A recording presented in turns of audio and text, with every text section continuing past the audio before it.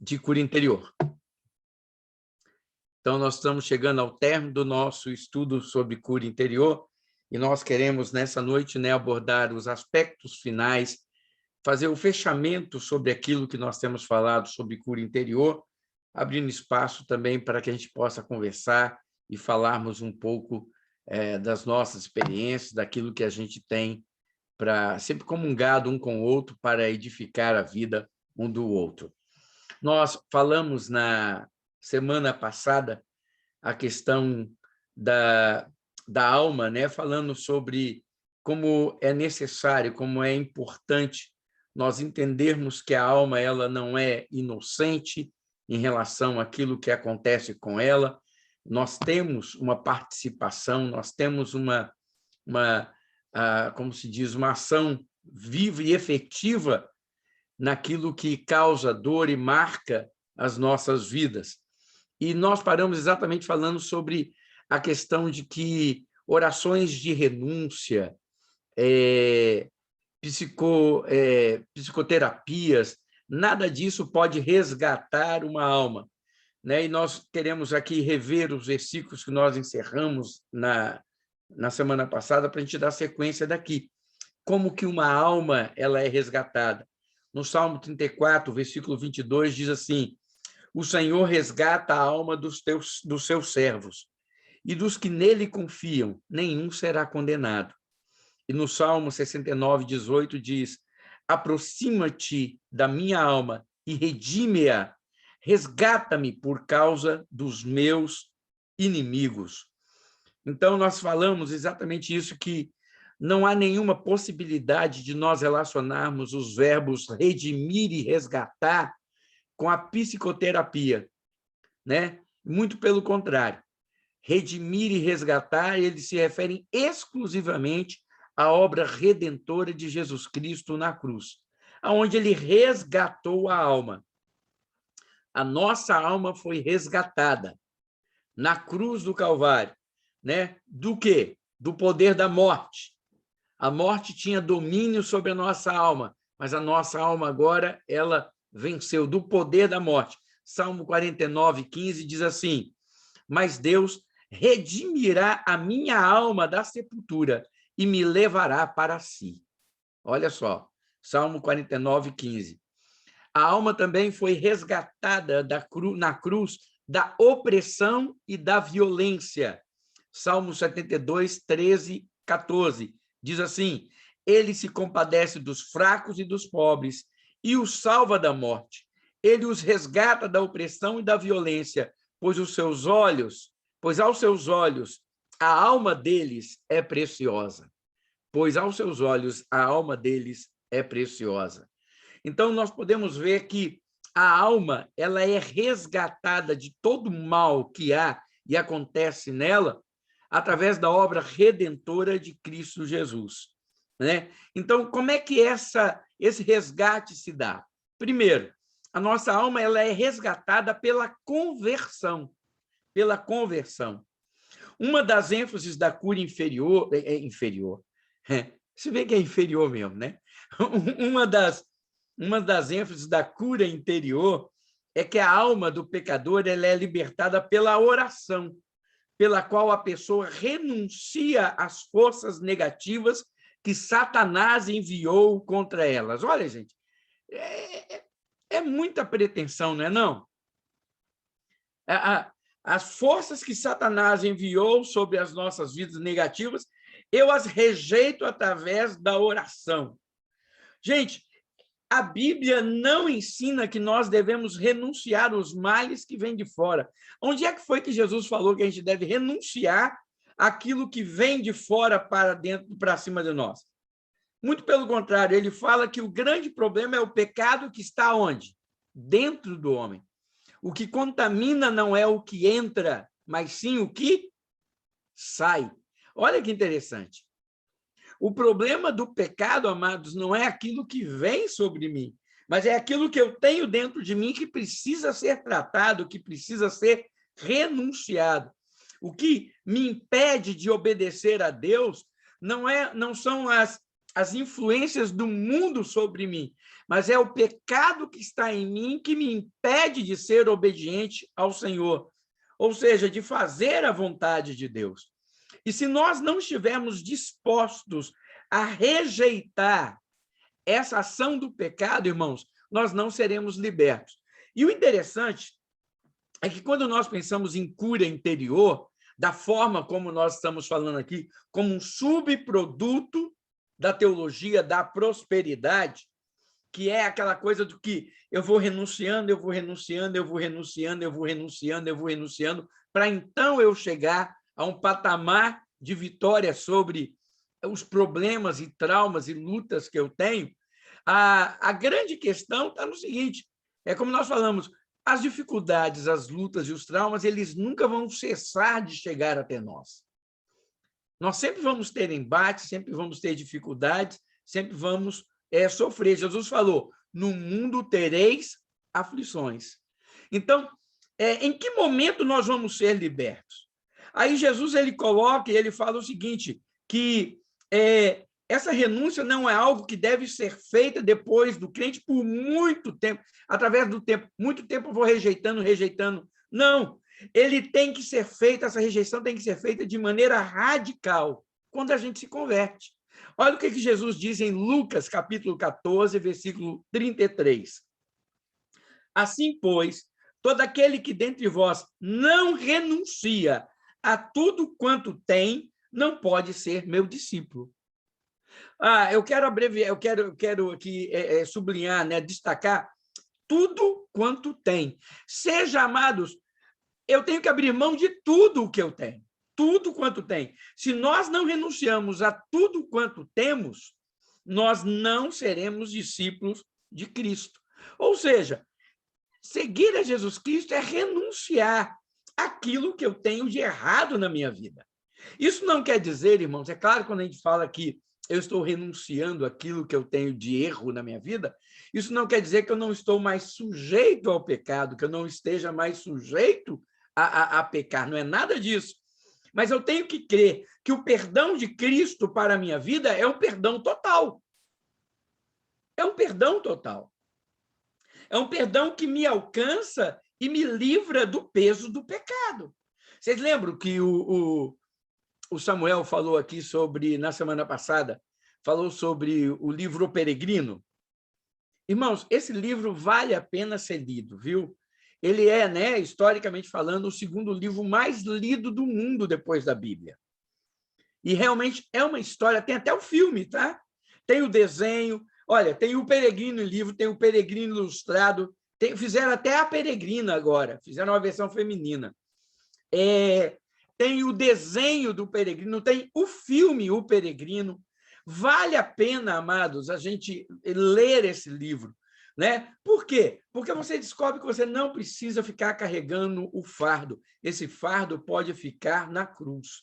Isso não quer dizer que nós não vamos ser tentados, que nós não vamos ser provados, que nós não venhamos a falhar na nossa jornada que prossegue. Mas eu tenho que acreditar que aquilo que Cristo Jesus fez na cruz do Calvário por mim é poderoso para perdoar os meus pecados. Sabe? Por isso, irmãos, que a conversão é o primeiro passo em direção à salvação do pecador, inclusive da sua alma. Inclusive da sua alma. Tiago 5,20 diz assim, sabei que aquele que converte o pecador do seu caminho errado salvará da morte a alma dele e cobrirá multidão de pecados. Sabei que aquele que converte o pecador do seu caminho errado salvará da morte a alma dele e cobrirá multidão de pecados. Sabe, a palavra salvação, na realidade, amados, ela quer dizer o seguinte, tornar-se são. Tornar-se são. A palavra cura e salvação, no grego, ela tem o mesmo significado. É por isso que Jesus, em alguns momentos, ele fala, vai, a tua fé te salvou. Vai, a tua fé te curou. A palavra salvação significa tornar uma pessoa sã. Tornar uma pessoa o quê? Saudável. Então, irmãos, A saúde emocional, ela não é alcançada remediando os sintomas da queda. Não é isso que vai resolver o problema. Nós não vamos resolver, amados, e ter saúde emocional rejeitando, fazendo renúncia através de oração, de terapias lá que tem que ficar 2 anos, oração, 2 horas pelo menos, você tem que se dispor a isso, lembra? Isso pelos próprios escritores de cura interior. Se você não estiver disposto a orar 2 horas em renúncia, você não vai vencer nada. Ou seja, são as nossas obras que vão trazer a vitória sobre o mal que eu tenho, sobre as dores da minha alma. E, amados, a saúde emocional não é alcançada remediando os sintomas da queda, não é isso. Não é eu parando de roubar, não é eu parando de mentir, não é eu parando de ter pensamentos impuros, que a minha alma vai ser redimida, ou eu vou curar a minha alma. Não é através dessas coisas. Porque senão nós não precisamos de Jesus. Pessoas, através de meditações, de concentração, de esforço próprio, ela pode mudar a sua forma de encarar a vida, de viver a vida. A forma como nós vamos, amados, resolver os nossos problemas emocionais é renunciando, em primeiro lugar, o pecado. É renunciando o pecado. E só através de uma conversão genuína e fé, genuína e fé, na obra de Cristo Jesus, na cruz do Calvário, é que nós poderemos, amados, nos livrar dessas coisas. É interessante que nós estamos chegando ao término do nosso estudo de cura interior, pertinho do dia da reforma, né? Domingo, dia 31 é o dia da reforma. Então, nós vamos comemorar, né, 504 anos que foi pregado lá, né, as 95 teses de Martinho Lutero, né? Então, em Wittenberg. Então, olha só, aquilo que acontecia na Idade Média, quando Martinho Lutero promoveu a reforma, eu posso dizer que é mais ou menos a mesma coisa que acontece hoje, só que dentro das igrejas evangélicas. Que é o quê? Uma busca através das obras, através daquilo que eu faço, para alcançar o perdão e a solução e a sua paz interior. Naquele tempo de Martinho Lutero, se compravam indulgências, se comprava o perdão para se ter um tipo de paz, para se ter a garantia de eternidade e trazer para ele alívio da sua consciência e também alívio na sua alma em relação àquilo que ele vivia. Hoje, nós não vendemos indulgências, mas nós fazemos oração de renúncia. Nós não vendemos indulgência, mas fazemos aí seminários onde as pessoas precisam vir e fazer terapias e terapias para alcançar o perdão. Enquanto Martinho Lutero descobriu que basta ter fé, que a salvação não é por aquilo que nós fazemos, mas pela fé em Cristo Jesus, pela fé na obra redentora de Cristo Jesus. E é isso que nós temos que viver hoje. O Salmo 25, versículos 12 e 13, diz assim: ao homem que teme ao Senhor, ele o instruirá no caminho que deve escolher. Na prosperidade repousará a sua alma. Olha só, amados, quando nós tememos ao Senhor, a nossa alma será guardada. A Bíblia fala que Deus guarda a nossa alma. A Bíblia fala que a nossa alma repousará na prosperidade, ou seja, terá descanso, experimentará coisas agradáveis. Isso é resultado de quê? De relacionamento com Deus, de fé naquilo que Cristo Jesus já operou por nós. É fruto de conversão. É fruto de conversão. Eis o motivo, amados, porque, como nós falamos, tantas pessoas estão presas, tantas pessoas estão agarradas nesse tipo de sentimento e dando ouvidos a essas doutrinas, a essas ideias que são lançadas, onde eu tenho que ir, fazer e etc. Olha só, essa questão de cura interior, ela é tão séria, que as pessoas falam que, por exemplo, quando nós permitimos muitos desses teólogos que falam sobre isso, entra aquela questão, por exemplo, quando você fala de teologia da prosperidade, você fala de cura interior, aí você também fala de batalha espiritual. E aí você fala de batalha espiritual, e eu já vi pessoas orando na igreja, irmãos. Na igreja, eu já vi igreja onde chegou em determinado momento, mulheres foram para um lugar, homens foram para outro, onde os homens tiraram as camisas, as mulheres também lá na parte dela, e as pessoas oravam, os gurus, aqueles orientadores, eles oravam botando óleo, ungindo com óleo, em pontos chácaras. Em pontos chácaras. Em pontos onde a pessoa precisa ser blindada para o quê? Para que o diabo não lance essas forças negativas e a pessoa sinta, então, o quê? A sua alma desvanecendo, a sua alma sendo abatida, as batalhas espirituais o dominando e ele, então, tendo a sua alma, né, sofrendo com aquilo tudo. Você já imaginou isso, irmãos? Ponto chácara. Ponto chácara. E as pessoas, dentro, eu estou falando de igrejas, irmãos, sérias, que, iludidas pela mensagem, levadas por esse tipo de mensagem, chegaram a fazer coisas assim. Eu estou falando que eu presenciei isso. Eu presenciei isso. Eu fui convidado a fazer parte disso. Ah, você precisa vir fazer parte disso. Você precisa... Para vocês terem uma ideia do nível que as pessoas chegam nesse patamar de ideia. É ridículo, irmãos. É ridículo nós diminuirmos a obra de Cristo Jesus na cruz do Calvário para a libertação, a preservação, a salvação, né?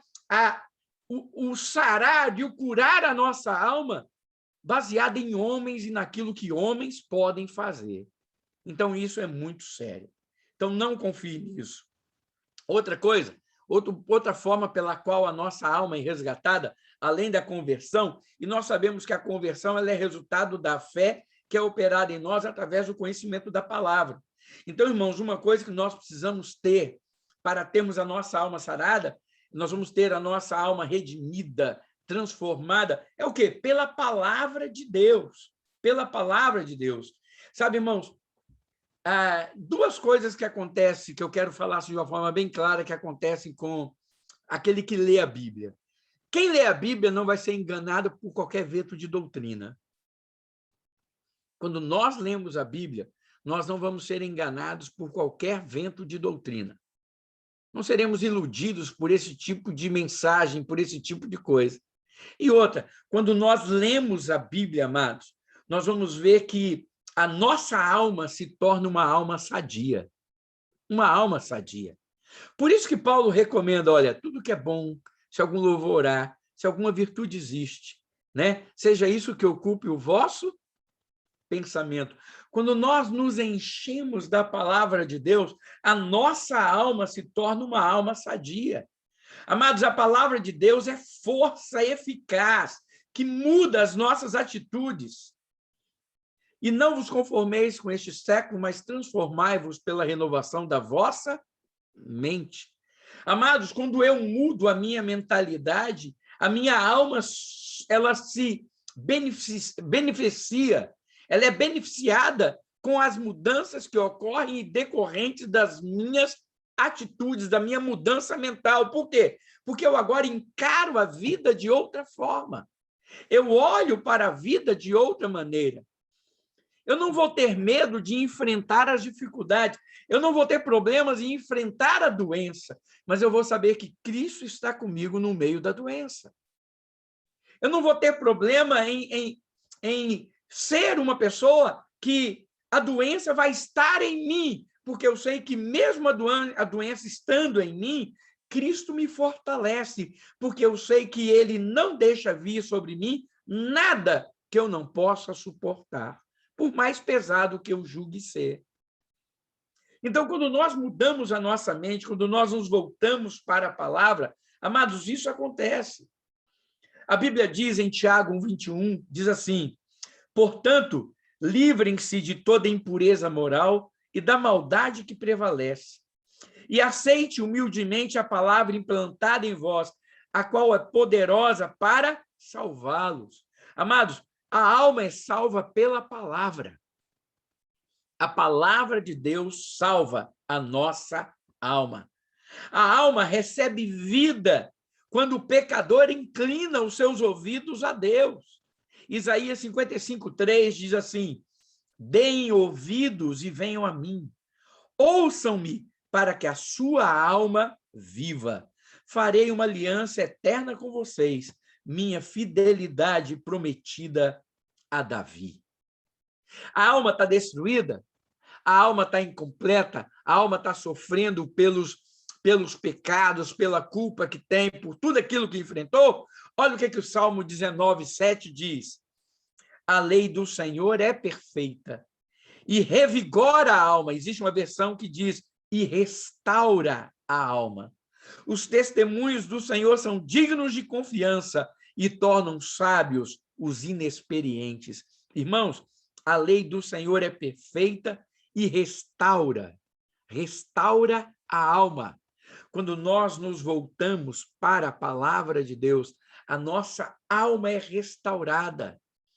Aquilo que está destruído, irmãos, aquilo que está incompleto, aquilo que só Jesus pode fazer, é feito através da palavra. Provérbios 19:16 diz assim: quem obedece os mandamentos preserva a sua alma, mas quem despreza os seus caminhos morrerá. A alma, amados, ela é guardada pelos mandamentos do Senhor. Ou seja, quando eu leio essa palavra e guardo a palavra no meu coração, a minha alma, ela é guardada, ela é protegida, ela é preservada. Aí, irmãos, eu pergunto, diante dessas coisas todas aqui, desses versículos todos, eu ainda preciso de cura interior? Eu ainda preciso de cura interior para ter a minha alma... fazer oração de renúncia para que a minha alma não sofra? Não, irmãos, eu não preciso disso. Eu preciso viver o que a palavra de Deus diz. 1 Pedro 1:22. Tendo purificado a vossa alma pela vossa obediência à verdade, tendo em vista o amor fraternal não fingido, amai-vos de coração uns aos outros ardentemente. Tendo purificado a vossa alma pela obediência à verdade. E a palavra é a verdade. A palavra é a verdade. Santifica-os na verdade. A tua palavra é a verdade. Então, amados, olha só. Com isso, o que nós queremos trazer para cada um de nós? Nós todos vamos enfrentar lutas e dificuldades. Não há problemas, amados, em termos as nossas depressões, em termos as nossas angústias, em termos os nossos conflitos. Não há problema nisso. Não há problema em enfrentarmos tempos de deserto, de tristezas, de melancolia. Não há problemas nisso. Isso faz parte da alma humana. Isso faz parte da natureza humana. O que nós podemos ter certeza é que, mesmo vivendo qualquer situação dessa, nós podemos estar certos de que o Senhor está conosco, de que o Senhor é conosco. É essa a verdadeira vitória que nós devemos ter em nossa alma. Mesmo que, como Abacuque fala, eu olho, me falta tudo. Você acha que olha que falta tudo e ele vai ficar pulando, saltitando? Ele fala, olha, eu olho, falta tudo, mas eu ainda me alegro.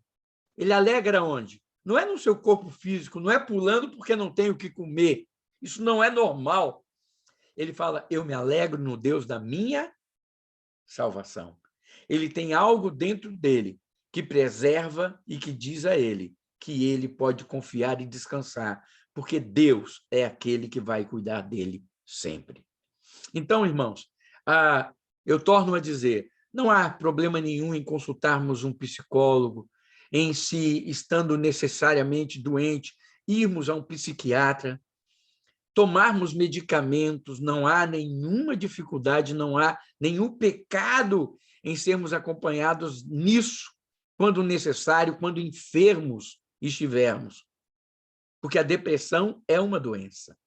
Agora, ficar pensando que preciso de orações de renúncia, que eu preciso de psicoterapias para me libertar daquilo que é, na minha alma, obra que é Deus quem faz, quer trazer paz, alegria, quer trazer comunhão, quer trazer tranquilidade, quer trazer, sabe, amados, perdão. Irmãos, olha só, perdão não é uma questão... Eu já vi gente falar que a gente precisa fazer cura interior para perdoar. Irmãos, nós não precisamos fazer cura interior para perdoar, não, irmãos. Perdão não é uma questão de cura interior. Perdão é uma questão de decisão, de obediência. Sabe, irmãos? Não entra nessa de, né? Porque eu tenho dificuldade de perdoar, então eu preciso fazer uma oração de renúncia, eu preciso... Mas se você tem dificuldade de perdoar, você tem que pedir ajuda ao Senhor. Você tem que perdoar por obediência, não é emoção, não é sentimento. É decisão. Senhor, eu perdoo, mesmo não sentindo nada, mesmo não tendo nenhuma emoção no meu coração, eu perdoo, porque a tua palavra diz que eu tenho que perdoar. Pronto! Toma a decisão e profere isso e fala com o Senhor, e você vai ver que Deus vai fazer brotar no seu coração a paz, a serenidade, os sentimentos e as emoções necessárias para que você viva em paz. Agora, eu precisar fazer terapia para isso, irmãos? Pelo amor de Deus, se a Bíblia manda, como é que eu preciso fazer terapia para isso? Aí a pessoa fala, existem pessoas que têm dificuldades em perdoar. Sem problema, irmãos. A dificuldade que a pessoa tem em perdoar não é uma questão de terapia que vai resolver, é uma questão de crescimento e amadurecimento espiritual que vai fazê-la desenvolver isso cada vez mais. Isso não é através de oração de renúncia, não é através de pagelância que nós vamos vencer isso. Isso nós alcançamos pela fé em Cristo Jesus na cruz do Calvário. Amém? Então, que a gente possa viver isso, que a gente possa experimentar a cura que Deus tem para a nossa alma, através da fé na obra redentora de Cristo e nos alimentando da palavra a cada dia. E vamos fugir de todas esses laços que tentam nos iludir, que tentam nos englobar, que tentam nos enredar hoje em dia, para que a gente se torne refém de pessoas. Porque é isso que eu sinto nesse tipo de mensagem. Pessoas tentando fazer de outras pessoas reféns. Manipular emoções, manipular condutas, para ter sempre o domínio sobre a vida das outras pessoas. Enquanto Jesus fala, conhecereis a verdade vos libertará. Jesus quer nos libertar e não nos tornar subservientes e presos a outras pessoas. Muito pelo contrário. Devemos ser servos de Cristo e orientados sobre todas as coisas por Cristo Jesus. Então, era isso que eu tinha para falar com vocês nessa noite, para encerrarmos esse assunto sobre cura interior. E que cada um de nós possamos viver a saúde da nossa alma, que Cristo Jesus tem para cada um de nós. Viu? E ser saudável na nossa alma, por favor, não esqueçam disso. Não quer dizer que nós não vamos ter aflições, que nós não vamos ter dificuldades, que nós não vamos chorar, que nós não vamos nos entristecer. Não é nada disso. Nós iremos passar por tudo isso. Mas há algo que, mesmo passando por tudo isso, não é roubado de nós jamais. É aquilo que parece que a gente não consegue explicar. É aquela paz e aquela alegria que está lá dentro por conhecermos a Jesus como nosso Salvador. Amém? Que Deus abençoe. Está aberto os microfones. Se alguém quiser falar alguma coisa, se alguém quiser participar de algum modo, fique à vontade agora.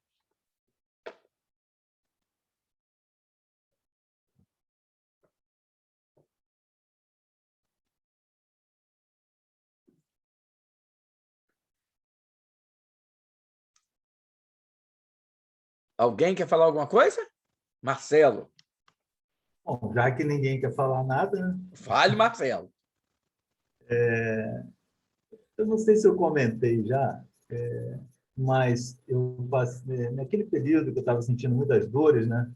O meu oncologista falou que queria me levar, me indicou um passe para levar um passe, aquela coisa toda. E depois ele falou comigo sobre o tal do reiki, né? é uma técnica dessa, mais ou menos, aí que você está falando, né? Na chácara lá. E aí, aí ele falou assim, como ele sabia que eu era evangélico, eu falei assim, não, vai lá, assim, eu acho que isso aí vai te ajudar. Ele falou assim, não é macumba, tipo assim, que ele sabia que eu recusava essas coisas, né? Que que eu estava tentando me firmar na palavra. Era só nisso. E aceitar aquilo que eu estava dizendo naquele momento, porque eu achava que tinha que passar por aquilo. E aí eu fui lá e acabei conhecendo isso. Então, assim, eu saí, eu não voltei lá, entendeu? Eu saí de lá com uma impressão de que seriam oportunistas que estavam aproveitando a situação difícil das pessoas para poder se aproveitar daquilo ali. Então, assim, eu me decepcionei e eu entendi muito bem, se encaixou muito bem nisso que você falou aí, né? A gente tem que tomar cuidado. Vai na palavra que é muito melhor. E Amém. assim, assim, e até o médico que me indicou, né? E o próprio rapaz lá que estava fazendo a técnica lá, ele falava assim que tinha que se entregar completamente, né? Eu até tentei fazer isso, mas assim, não consegui. Não consegui porque era uma coisa que estava me incomodando e teve um momento que ele falou assim que ele quis criar um problema, para mim. Ele falou que eu tinha uma pendência com meu pai. Eu falei, não, eu posso ter pendência com qualquer, mas meu pai assim, faleceu há muito tempo, há 20 anos, e, assim, e sempre foi uma relação muito boa, de carinho dele, de Sim. atenção, de parceiro, assim, né, de amigo, né? Então, assim, ele chutou muito mal aquilo, né? Aí foi Sim. a gota para eu realmente esquecer e nunca mais voltar aquilo. Serviu como experiência e eu dou esse testemunho aqui para que as pessoas tenham cuidado, né, com aquilo. Olha só, Marcelo, essa questão toda, como você coloca aí, né? As pessoas elas têm a tendência de, nessas terapias, pedir exatamente isso. Se entrega, vai por inteiro, faça isso, faça aquilo outro. E o interessante, Marcelo, é que não é diferente, isso não é diferente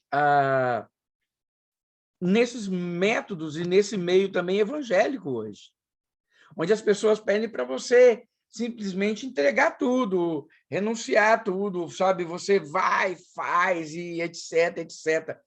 É exatamente aquela coisa do se dar e perder o controle de quem você é. Lembra que nós falamos sobre isso aqui, Romanos 12, o culto racional? Né? Da gente prestar a Deus um culto racional. O culto racional quer dizer eu estar no controle, eu estar no domínio de tudo o que acontece ao meu redor sempre. E nessas terapias, é exatamente isso que as pessoas tentam fazer. É por isso que, por exemplo, quando você fala de uma oração de 2 horas, vamos falar uma verdade, gente. Você já conseguiu orar 1 hora seguida? 1 hora seguida de oração? Rapaz, eu vou falar para você, para você orar 1 hora seguida, 1 hora de oração, a gente tem muito motivo de oração para fazer. Você imagina você ficar 2 horas em oração. Sabe o que vira isso? Isso vira um mantra. Isso vira um mantra. Isso vira uma coisa que você fica numa repetição que te leva a uma lavagem cerebral, que te leva à anulação do seu eu. É isso que tentam fazer.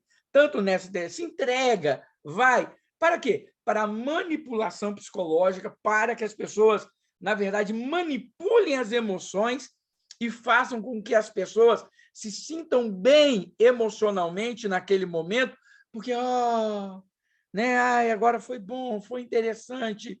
E são esses tipos, e é esse tipo de movimento que a gente vê acontecendo hoje nas igrejas, que é um problema muito sério, E mesmo que hoje a gente possa até falar assim, a gente não está ouvindo muito falar de cura interior mais, ou de etc., ou disso ou daquilo outro no meio da igreja. Mas a forma de se fazer isso, ela está sendo manifesta, está sendo feita de outras maneiras na igreja. Lembra que nós falamos sobre esse negócio de louvor, esse tipo de manipulação? Tudo é sempre para o quê? Para trazer à alma da pessoa uma paz, uma alegria, nem que seja naquele momento. E hoje tudo é feito, todas as coisas são feitas para levar as pessoas a esse clímax. As pregações, a forma como as pessoas induzem, as músicas, o ambiente, é fumaça, é escuro, é luminosidade, é som, é batida. Tudo isso visa o quê? O manipular, o mexer, o alterar o estado emocional da pessoa para que a pessoa se sinta realizada, feliz, nem que seja momentaneamente. Porque aí, quando ela sai dali feliz, ela pensa, puxa, aconteceu algo de bom na minha alma, algo foi, sabe, algo transformador. Mesmo que, logo após aquilo, as emoções indo embora, ela volte à mesma angústia. E é por isso que ela sempre tem que voltar aos mesmos tratamentos. É por isso que eu falo que as pessoas se tornam reféns.